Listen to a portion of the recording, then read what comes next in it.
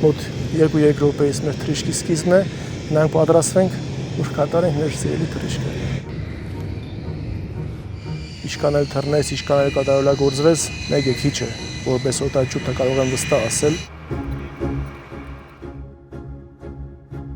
Օդաչու լինելը պարզապես մասնագիտություն չէ, այն ընտրություն է, կենսակերպ, նվիրում և ինչ-որ առումով կախվածություն օդից։ Օդաչուն նստելով ինքնաթիռի մեջ մոռանում է ամեն ինչի մասին, միտքը, գաղափարը իր թռիչքի հաջող ճիշտ կատարման վրա է, վայելում է թռիչքիդ ամեն վայրկյան։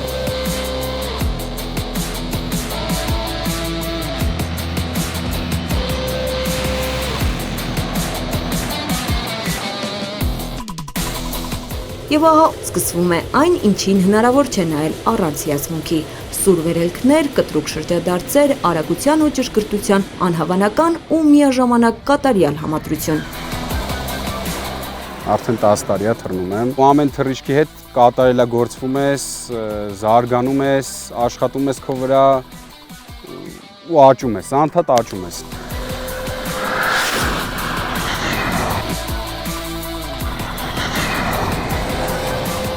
Օդաչուի ամենամեծ գնահատականը հաջողված թռիչքն է։ Նրանք պարզապես ամեն օր կատարում են իրենց ծառայությունը։ Ծառայություն, որը պահանջում է անվախություն և հավատ սեփական ուժերին։ Բոլոր օդաչուները ցանկացած պարագայում ձգտում են հասնել իրենց թե ծառայողական, թե մասնագիտական ամենավերին արդյունքներին, թե ինչպիսի խուսավարումներ, ինչպիսի թռիչքներ են կատարում, ինչպիսի մանևրներ են կատարում երկնքում, բոլորս ճիշտ է հիանում ենք, բայց իմացած եղեք, որ այդ ամեն ինչը կատարվում է, ցուցանվում է օդաչուներին, որպեսզի իրենք իրենց ժամանակին, իրենց դիմաց տրված խնդիրը ճիշտ կատարեն։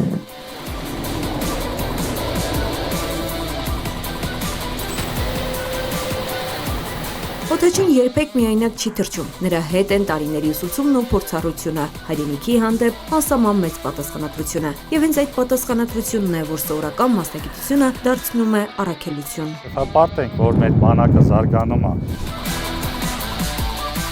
Սու 25-երն ու Սու 30-ը շարունակում են գծել իրենց հետագիծը հայկական երկնքում, իսկ նրանց խցիկներում նստած մարդիկ ամեն օր ապացուցում են պարզ ճշմարտությունը։ Երկինքը վստահվում է միայն լավագույններին։ Լաուրա Մամյան, Հայկ Չիլինգարյան, Զինուշ,